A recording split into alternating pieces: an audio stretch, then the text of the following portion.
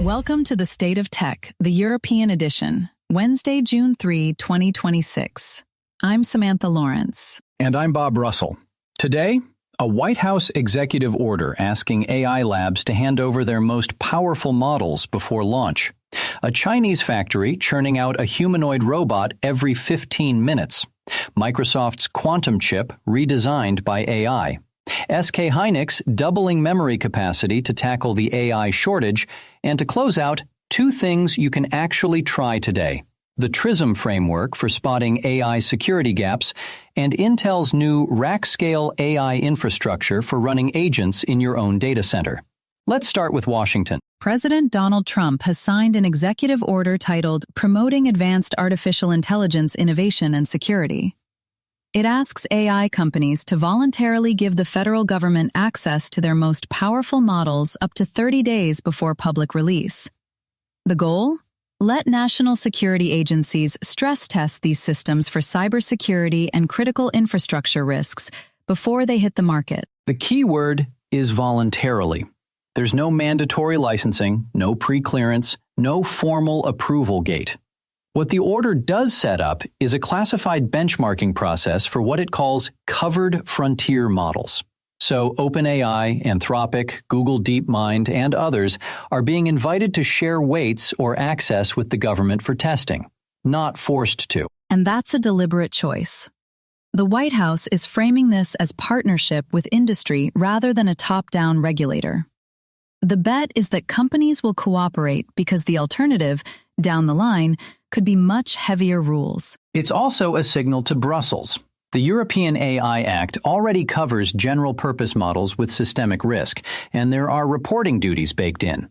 What's different here is the early access angle, 30 days before launch in a classified setting. That's closer to how nuclear or biotech research gets reviewed than how software usually ships. For European AI labs and the European subsidiaries of U.S. firms, the practical question is whether models tested under this U.S. process arrive in Europe with a kind of unofficial security stamp, or whether European regulators will want their own look, creating two parallel review tracks. There's also the competitive angle.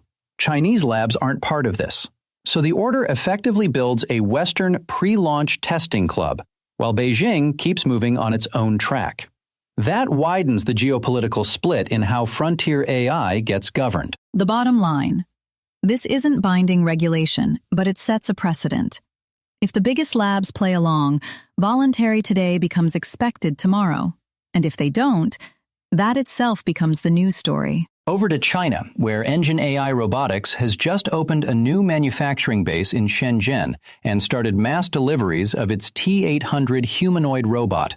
The facility is 12,000 square meters, designed for up to 10,000 units a year, with one robot rolling off the line every 15 minutes. That cadence is the headline.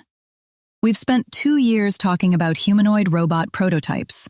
This is a serial production line, with material inspection, assembly, and after-sales maintenance all under one roof. It puts EngineAI in a small group of Chinese firms moving from demo videos to actual factory output. The target customers are industrial, warehouses, logistics, light manufacturing, and eventually service roles where labor shortages are biting. For Europe, this matters in two ways. First, availability.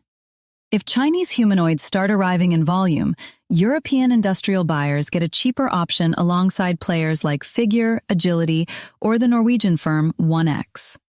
Second, it puts pressure on European robotics startups to scale faster because the cost curve is now being set in Shenzhen. And there's a regulatory wrinkle. Humanoid robots in workplaces will fall under EU machinery and safety rules, and increasingly under the AI Act when they use general-purpose AI for perception and planning.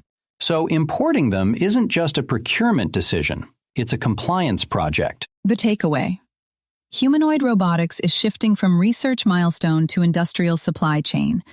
Whoever masters production at scale gets to set the price. Quick interruption. If you listen to the State of Tech regularly, hit that like button and subscribe. That way, you'll never miss an episode.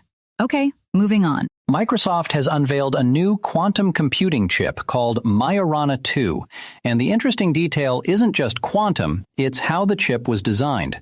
The company says AI tools handled large parts of the material's science work, which let them use lead as a manufacturing material. Lead is unusual because it's water-soluble, which normally makes it a nightmare in chip fabrication. But it has properties that help with the topological qubits Microsoft is betting on. The reported result, a 1,000-fold performance improvement on some parts of the chip. Microsoft now expects commercially useful quantum machines by 2029. That puts them roughly in line with IBM's published roadmap. So the two big Western quantum players are converging on the same horizon, which makes that date harder to dismiss as marketing. The AI angle here is the bigger story. Using machine learning to search materials and chip designs is shortening cycles that used to take years of lab work. It's the same pattern we've seen with protein folding and drug discovery, now applied to hardware. For Europe, there's a real stake. The EU has its own quantum flagship programs, and countries like France, Germany, and the Netherlands have national champions. The risk is that if Microsoft and IBM hit a commercial product first, European efforts end up as research, not industry. On the other hand, useful quantum machines by 2029 would open up applications in chemistry, logistics, and cryptography that European companies have been preparing for. The post-quantum encryption transition, in particular, suddenly looks less abstract. SK Hynix is planning to double its memory chip capacity over the next 5 years. That's a major capital commitment, driven by what SK Group Chairman Che Tae-wan describes as an AI memory shortage that could last until 2030. The bottleneck is high-bandwidth memory, the type stacked next to AI accelerators to feed them data fast enough. Every NVIDIA, AMD, or Broadcom AI chip needs a lot of it, and SK Hynix is the dominant supplier. Doubling capacity sounds huge, but the demand side is growing just as fast. Hyperscalers keep raising their AI infrastructure budgets, and now sovereign AI projects in the Gulf, India, and Europe are adding to the queue. For European data center operators, this is genuinely consequential. Memory shortages have been pushing up the cost of AI servers and lengthening delivery times. A clear capacity roadmap from SK Hynix gives buyers something to plan around, even if relief is years away. There's also a strategic point. Europe imports nearly all its advanced memory. The EU Chips Act focuses on logic chips and packaging, not memory.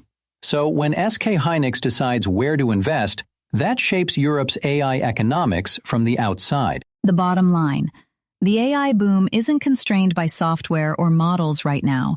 It's constrained by memory. And the company that controls memory supply controls the pace of the whole industry. To close out, 2 things you can actually look at today. One for the security-minded, one for the infrastructure crowd. Gartner has published a fresh warning that traditional cybersecurity is blind to 4 fast-moving threats: deepfakes, compromised AI applications, prompt injection, and software supply chain attacks. The useful part for listeners is the framework they recommend alongside it, called TRiSM, which stands for Trust, Risk, and Security Management for AI. What makes TRiSM worth a look today is that it's not a product, it's a free conceptual checklist. If you work anywhere near IT, security, or even a team that's quietly rolling out ChatGPT or Copilot, you can search for Gartner AI TRiSM and pull up the public summaries this afternoon. The framework breaks AI risk into 4 buckets: explainability and model monitoring, model operations, AI application security, and privacy. The point is to map every AI tool your organization uses, including the shadow ones employees brought in themselves, and ask basic questions. Who trained it? What data goes in? Where do outputs go? Prompt injection is the one most people underestimate. It's when an attacker hides instructions inside a document or web page that your AI assistant then reads and obeys. If your team uses an AI agent that browses the web or reads email, that risk is already in your building. Deepfakes are the other practical one. Finance teams in particular are being targeted with fake voice and video calls from supposed executives authorizing payments. The mitigation is boring but works. callback verification on a known number, and a second human approver for any transfer above a threshold. What you can do today. Open the Gartner TRiSM summary, pick the 4 threat categories, and run through your own AI tools against them. It's a 30-minute exercise that gives you a real map of where you're exposed. Free, no sign-up, just a search away. And if you're a smaller business without a security team, the same framework works as a conversation starter with your IT provider. Ask them which of the 4 TRiSM areas they cover and which they don't. And to wrap up, something for anyone watching their cloud bill. At Computex this week, Intel unveiled new rack-scale AI infrastructure, basically pre-built racks of servers tuned for running AI inference and agent workloads on your own premises. The setup combines Intel Xeon processors with accelerator chips from Samba Nova and pairs them with the next-generation Xeon 6 Plus processors aimed at agent-style AI. The pitch is straightforward. If you're running AI agents at scale, doing it in your own data center can be cheaper and more controllable than renting cloud GPUs. For European companies, the appeal is partly about cost, partly about data sovereignty. Running customer data through an in-house rack avoids a lot of GDPR friction that comes with sending it to a hyperscaler in another region. What you can actually do today.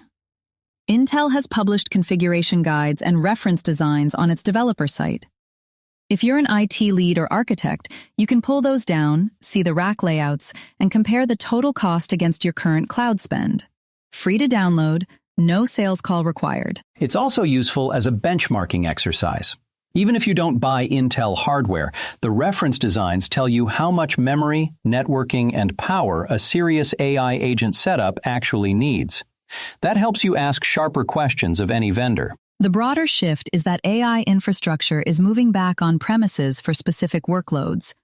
The cloud isn't going away, but for steady, predictable inference jobs, owning the hardware is starting to make financial sense again. Today we covered Trump's executive order on frontier AI model access, EngineAI's humanoid robot factory in Shenzhen, Microsoft's AI-designed Majorana 2 quantum chip, SK Hynix doubling memory capacity, and 2 things to try yourself. Gartner's TRiSM framework for AI security, and Intel's rack-scale AI infrastructure reference designs. Want to know more or react? Visit stateoftech.eu or email us at info@doorzetters.net. State of Tech, the tech world in 15 minutes.